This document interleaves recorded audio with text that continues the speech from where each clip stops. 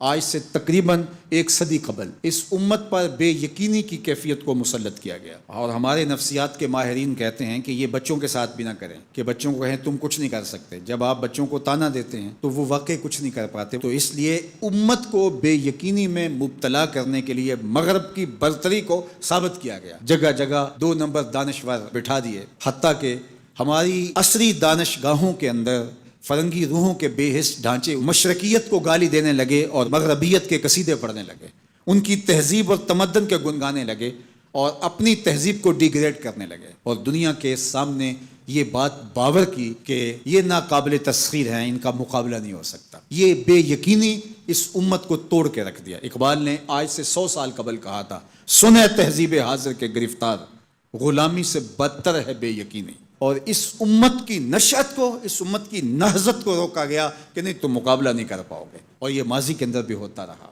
قوم موسیٰ نے کہا تھا ہم تو مقابلہ کر نہیں سکتے، موت سے بدتر زندگی تھی، اور یہ بالکل ہتھیار پھینک چکے تھے۔ پھر حضرت موسیٰ آئے، ان کو کھڑا کیا، ہمت دلائی، دریائے نیل کے کنارے آئے تو پھر اڑ کے کھڑے ہو گئے۔ چونکہ 12 قبیلے تھے تو کہنے لگے کہ ہم ایک ہی راستے سے نہیں گزریں گے، دشمن پیچھے چڑھا ہوا ہے اور یہ قوم اڑ کے کھڑی ہو گئی ہے دریائے نیل کے کنارے کہ نہیں ہم ایک سوراخ سے نہیں گزریں گے، ہمارے قبیلے الگ الگ ہیں، لہٰذا ہمارے لیے الگ الگ راستے بناؤ۔ قومیں جب نکبت میں، رسوائی میں چلی جاتی ہیں تو یہی حال ہوتا ہے۔ وہ کسی نے کہا کہ ہم ایران کا ساتھ نہیں دے سکتے، وہ تو شیعہ ہیں، تو میں نے کہا کہ چلو آپ نیتن یاہو کا دے دو، وہ تو سنی ہے۔ اس حالت کے اندر نیل کے کنارے کھڑے ہیں اور اب بھی کہہ رہے ہیں کہ نہیں ہم ایک گلی سے نہیں گزر سکتے۔ 12 راستے بن گئے، 12 رستوں سے 12 قبیلے گزرے۔ ادھر وہ بالکل دوسرے کنارے کے قریب پہنچ گئے، ادھر ان کا آخری آدمی دریا میں داخل ہو گیا۔ اب حکم ہوا دریا کو اب تو چلنا شروع ہو، اور یہ پھر پانی میں ڈوب رہے تھے اور یہ کنارے پہ دیکھ کے اپنے قاتل کو آنکھوں سے دیکھ رہے تھے۔ بڑا لطف آتا ہے جب قاتل کو مرتے ہوئے دیکھیں۔ آج کل بڑا مزہ آ رہا ہے، آج کل بہت خوشی ہو رہی ہے۔ یہ آج ہی مجھے کسی نے بھیجا کہ اسرائیل کے وزیر ثقافت نے ایک ہاسپٹل پہ کوئی میزائل لگا ہے، اس کی کوئی دیوار گر گئی ہے، تو اس نے کہا کہ یہ انسانیت تو نہیں ہے۔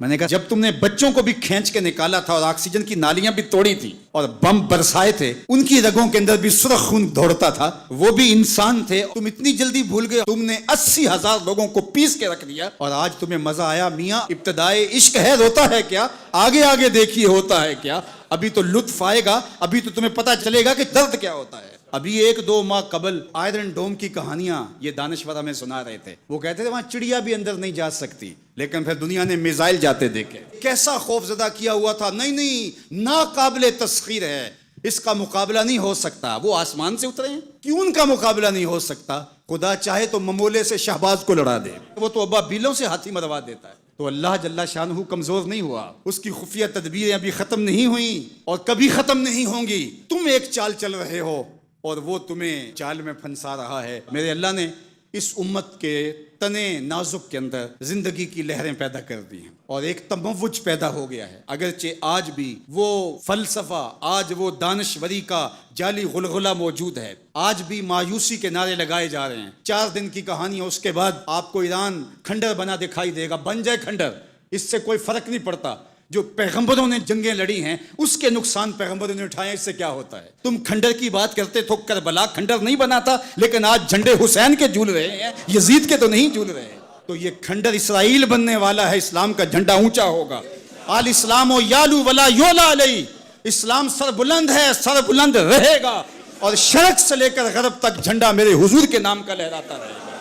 اس لیے ہمیں پوری قوت کے ساتھ ایران کے ساتھ کھڑا ہونا ہوگا۔ یہ ایران کی لڑائی نہیں ہے، یہ امت کی لڑائی ہے۔ یہ ان 80,000 بچوں کا، بوڑھوں کا، جوانوں کا بدلہ لینے کے لیے کھڑی ہوئی ہے امت، جن کو پیس دیا گیا اور ان کے اوپر نوحہ بھی نہیں پڑنے دیا گیا، جن کو بھوک اور پیاس سے تڑپا تڑپا کے مارا گیا۔ آج ان بچوں کا بدلہ لیا جا رہا ہے جو انہوں نے اذیتیں دی، جو کچوکے دیے۔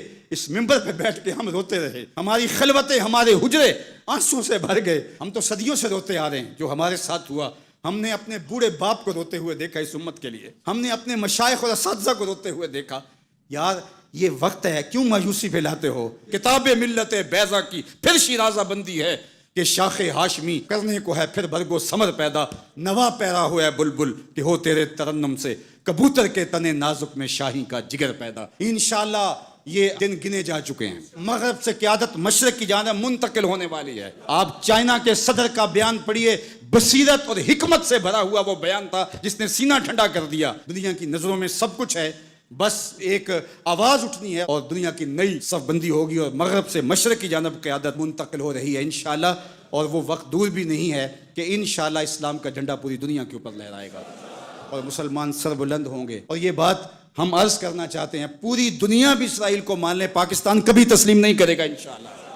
ہمارے بانی قائد اعظم محمد علی جناح نے کہا تھا کہ یہ امہ کے قلب میں گھسایا گیا خنجر ہے اور یہ مغرب کی ناجائز اولاد ہے, ناجائز ریاست ہے, کسی صورت کے اندر بھی ہم اس کو قبول نہیں کریں گے. آج یہ بات بھی سننے کو مل رہی ہے کہ شاید پاکستان ایران کے خلاف اپنے اڈے فراہم کر رہا ہے. ایسا کبھی نہیں ہوگا, یہ سوائے افواہ کے اور کچھ نہیں ہے. اللہ نے ہمیں یہ پچھلے دن جو عزت دی, جو وقار دیا انڈیا کے خلاف, ہم نے ناکوں چنے چبوائے ان کو, تو کیا ہم اس عزت کو خاک میں اپنے ہاتھوں سے ملا دیں گے؟ ہم اتنے گرے ہوئے ہیں کہ اپنے ہمسائے ملک کے مقابلے کے اندر ہم اڈے فراہم کر دیں گے؟ کیا ہماری غیرت اتنی بھی نہیں ہے؟ کبھی نہیں ہوگا انشاءاللہ. ہم ایران کے ساتھ کھڑے ہوں گے. کیسے کھڑے ہوں گے یہ ہمارے عسکری ماہرین کا تجربہ ہے کہ انہوں نے کیسے کھڑے ہونا ہے اور کس طرح ساتھ دینا ہے. ہم وہاں سے زخم لگائیں گے, تمہیں پتہ بھی نہیں چلے گا یہ تیر آیا کدھر سے ہے انشاءاللہ. تم چیخو گے لیکن تمہیں پتہ نہیں چل سکے گا کہ یہ پہنچا کیسے ہے, کس راستے آیا ہے. انشاءاللہ اب تمہارے رونے چیخنے کا دور شروع ہوا اور انشاءاللہ بیت المقدس ان قریب ایسے مرحلے میں پہنچے گا کہ ہم یہاں کہہ رہے ہوں گے کہ ہم بیت المقدس کے راستے مدینے جا رہے ہیں. انشاءاللہ بیت المقدس آزاد ہوگا اور ہم ایسے حج عمرے کریں گے کہ اللہ کے ایک گھر سے احرام باندھیں گے اور دوسرے گھر میں جا کے عمرہ کر کے اور حج کر کے کھولیں گے انشاءاللہ العزیز. وہ وقت جلد یا بدیر آنے والا ہے جو کہ الحق کو یالو ولا یولا الیہ, حق ہی سر بلند ہوگا. جلد یا بدیر اسلام نے ہی غالب آنا ہے اور انشاءاللہ وہ آ کے رہے گا.